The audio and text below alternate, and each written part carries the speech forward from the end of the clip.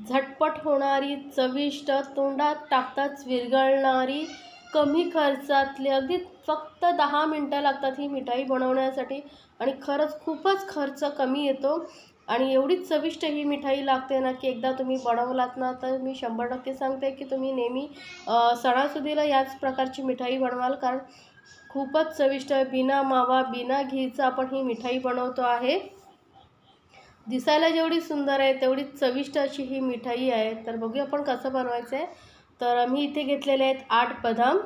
Mixer जारमध्ये मी 8 बदाम घातले आहेत. त्यानंतर 8 ते 9 काजू मी घेतलेले आहेत आणि 4 वेलच्या घेतलेल्या आहेत. हिरव्या वेलच्या घ्यायच्या आहेत. पावडर तुमच्याकडे असेल ती घातली तरी चालेल.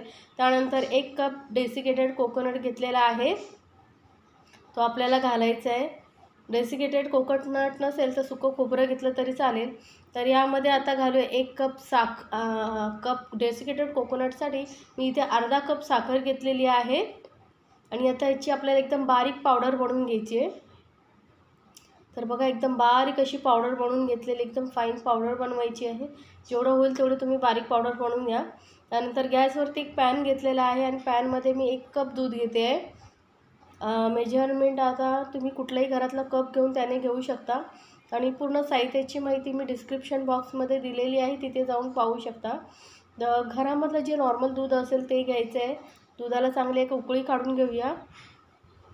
इथे कच्चं दूध घ्या किंवा पहिलं दूध गरम केलेलं असेल तर थंड करून घेतलं तरी चालेल, कारण आपल्याला इथे एक दूध उकळवायचंच आहे. तर दूध आता मस्त उकळी आल्यानंतर यामध्ये आपण हे जे डेसिकेटेड कोकोनट आणि ड्रायफ्रूटचं मिश्रण बनवून ठेवलं होतं ते घालून घ्यायचं आहे.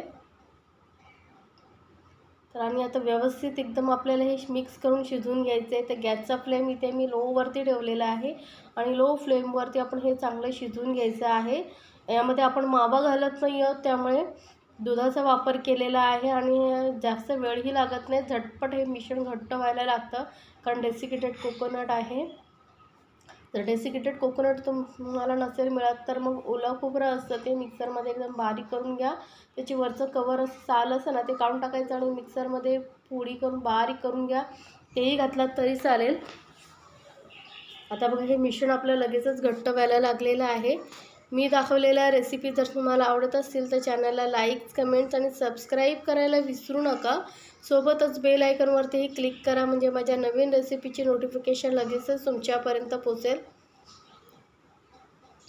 आता हे बघा मस्त असं मिश्रण घट्ट होत आलेलं, एकदम गॅसचा फ्लेम लोवरतीच ठेवायचा आहे आणि सतत असं मध्ये मध्ये मिक्स करत आपल्याला हे एकदम दाटसर गोळा होईपर्यंत, एकत्र गोळा होईपर्यंत शिजवून घ्यायचं आहे. आता याचा थोडासा लाईट कलर आहे म्हणून मी यामध्ये थोडासा कलर घालणार आहे, फूड कलर. तर तुमच्याकडे कुठलाही जो असेल तो कलर घालायचा आहे. तर मी इथे येलो फूड कलर घातलेला आहे. ऑरेंज असेल तोही घातला तरी चालेल, पिंक असेल तोही वापरला तरी चालेल. आता कलर घालून आपण हे मिक्स करून घेणार आहोत, किंवा विदाऊट फूड कलर तुम्ही बनवलात तरी चालेल.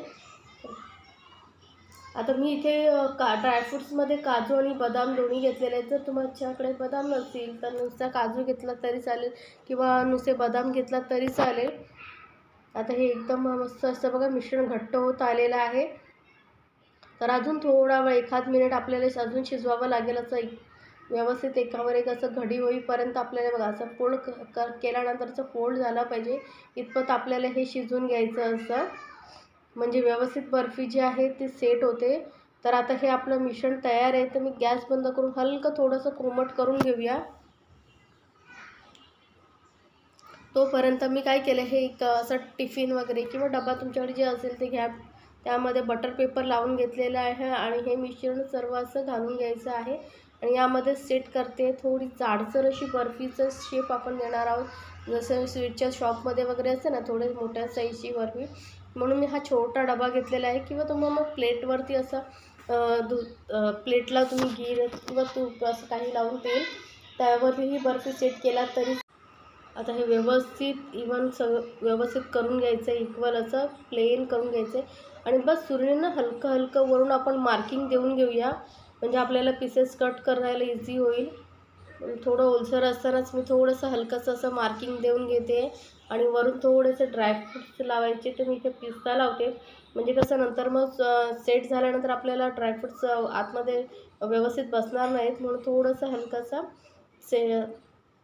सेट व्हायच्या आधीच आपल्याला इथे ड्रायफ्रूट्स लावून घ्यायचे आहेत.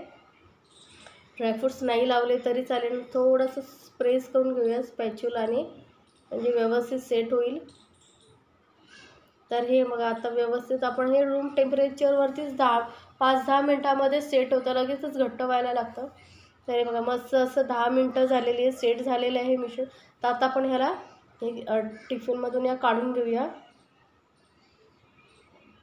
बटर पेपर लावल्यामुळे इझिली पटकन निघून येतं. आता हा बटर पेपर आपण वरचा काढून घेऊया.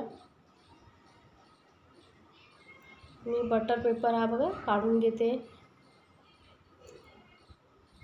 अगदी सेट होण्यासाठीही जास्त टाईम लागत नाही, झटपट तयार होणारी बर्फी आहे. मस्त अशी ही चविष्ट बर्फी, बिना मावा बिना घीची. कट बघा, कट करतानाच तुम्हाला समजत असेल किती इझिली बर्फी कट होते. ते एकदम सॉफ्ट आणि तोंडामध्ये घालताच अगदीच विरघळते, एवढी चविष्ट ही बर्फी आहे. तर नक्की बनवा आणि मला कमेंट्समध्ये सांगायला विसरू नका तुम्हाला ही बर्फी कशी वाटली.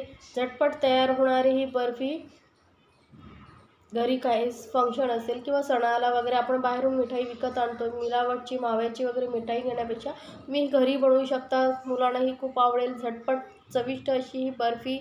तर नक्की बनवा आणि मला कमेंट्समध्ये सांगा आणि मस्त अशी आपल्या फॅमिलीसोबत एन्जॉय करा ही बर्फी बनवून. बघा किती मी तोडून दाखवते तुम्हाला, किती सॉफ्ट झालेली आहे. तर तोंडात टाकताच विरघळणारी ही बर्फी.